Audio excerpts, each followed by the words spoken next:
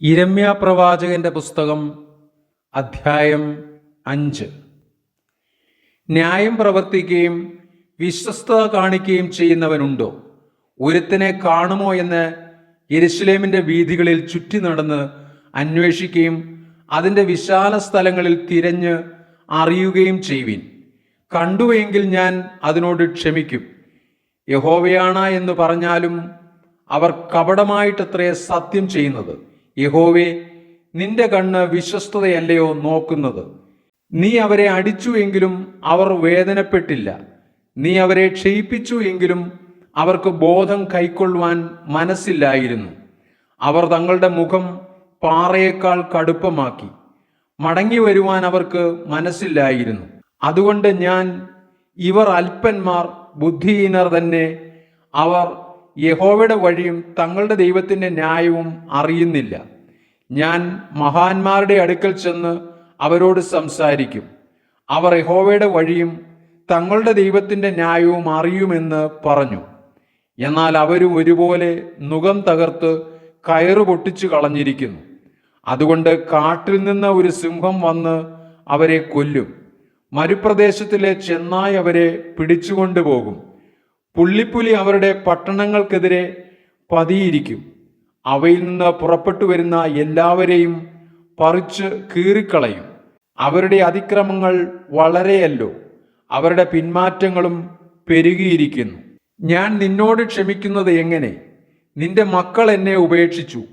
ദൈവമല്ലാത്തവയെ ചൊല്ലി സത്യം ചെയ്തു വരുന്നു. ഞാൻ അവരെ പോഷിപ്പിച്ച സമയത്ത് അവർ വ്യഭിചാരം ചെയ്യുകയും വേശ്യാഗ്രഹങ്ങളിൽ കൂട്ടമായി ചെല്ലുകയും ചെയ്തു. തീറ്റിത്തടിപ്പിച്ച കുതിരകളെ പോലെ അവർ മതിച്ചു നടന്നു. ഓരോരുത്തൻ താൻ്റെ കൂട്ടുകാരന്റെ ഭാര്യയെ നോക്കി ചിറാലിക്കുന്നു. ഇവ നിമിത്തം ഞാൻ സന്ദർശിക്കാതെ ഇരിക്കുമോ? ഇങ്ങനെയുള്ള ജാതിയോട് ഞാൻ പകരം ചെയ്യാതിരിക്കുമോ എന്ന് യഹോവയുടെ അരുളപ്പാട്. അതിൻ്റെ മതിലുകളിന്മേൽ കയറി നശിപ്പിപ്പീൻ, എങ്കിലും മുടിച്ചു കളയരുത്. അതിൻ്റെ കൊമ്പുകളെ നീക്കിക്കളവിൻ, അവ യഹോവയ്ക്കുള്ളവയല്ലയോ? ഇസ്രായേൽ ഗ്രഹവും യഹൂദ ഗ്രഹവും എന്നോട് മഹാദ്രോഹം ചെയ്തിരിക്കുന്നു എന്ന് യഹോവയുടെ അരുളപ്പാട്. അവർ യഹോവയെ നിഷേധിച്ചു പറഞ്ഞത്, അത് അവനല്ല, നമുക്ക് ദോഷം വരികയില്ല, നാം വാളോ ക്ഷാമമോ കാണുകയുമില്ല. പ്രവാചകന്മാർ കാറ്റായിത്തീരും, അവർക്ക് അരുളപ്പാടില്ല. അവർക്ക് അങ്ങനെ ഭവിക്കട്ടെ. അതുകൊണ്ട് സൈന്യങ്ങളുടെ ദൈവമായ യഹോവ ഇപ്രകാരം അരുളിച്ചെയ്യുന്നു: നിങ്ങൾ ഈ വാക്കു പറഞ്ഞതുകൊണ്ട് ഇതാ ഞാൻ നിന്റെ വായിൽ എൻ്റെ വചനങ്ങളെ തീയും ഈ ജനത്തെ വിറകുമാക്കും. അവർ അതിന് ഇരയായിത്തീരും. ഇസ്രായേൽ ഗൃഹമേ, ഞാൻ ദൂരത്തുനിന്ന് ഒരു ജാതിയെ നിങ്ങളുടെ നേരെ വരുത്തും എന്ന് യഹോവയുടെ അരുളപ്പാട്.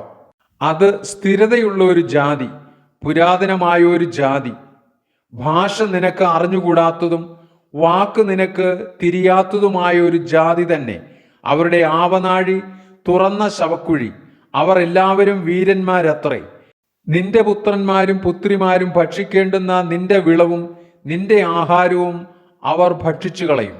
അവർ നിന്റെ ആടുകളെയും കന്നുകാലികളെയും തിന്നുകളയും. അവർ നിന്റെ മുന്തിരിവള്ളികളെയും അത്തിവൃക്ഷങ്ങളെയും തിന്നുകളയും. നീ ആശ്രയിക്കുന്ന നിന്റെ ഉറപ്പുള്ള പട്ടണങ്ങളെ അവർ വാൾ കൊണ്ട് ശൂന്യമാക്കി കളയും.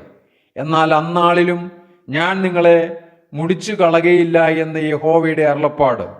നമ്മുടെ ദൈവമായ യഹോവ ഇവയൊക്കെയും നമ്മോട് ചെയ്യുവാൻ സംഗതി എന്തെന്ന് ചോദിക്കുമ്പോൾ നീ അവരോട്, നിങ്ങൾ എന്നെ ഉപേക്ഷിച്ച് നിങ്ങളുടെ ദേശത്ത് അന്യദേവന്മാരെ സേവിച്ചതുപോലെ നിങ്ങൾക്കുള്ളതല്ലാത്ത ദേശത്ത് നിങ്ങൾ അന്യജാതിക്കാരെ സേവിക്കേണ്ടി വരുമെന്ന് ഉത്തരം പറയണം.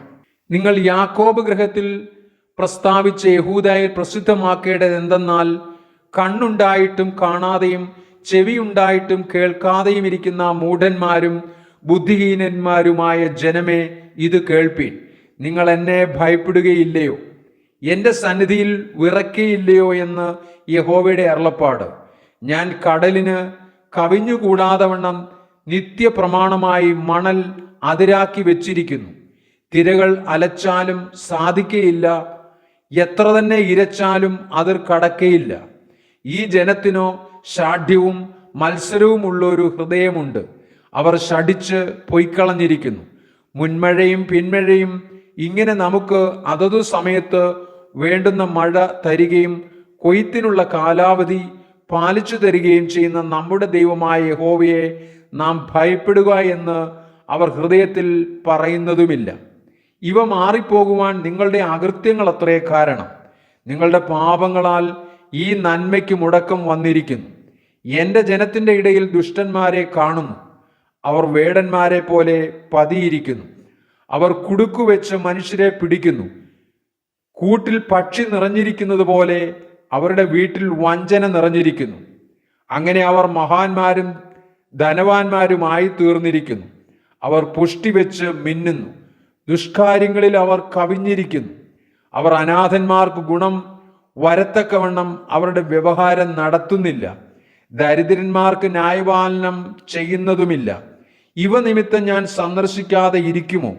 ഇങ്ങനെയുള്ള ജാതിയോട് ഞാൻ പകരം ചെയ്യാതെ ഇരിക്കുമോ എന്ന് യഹോവയുടെ അരുളപ്പാട്.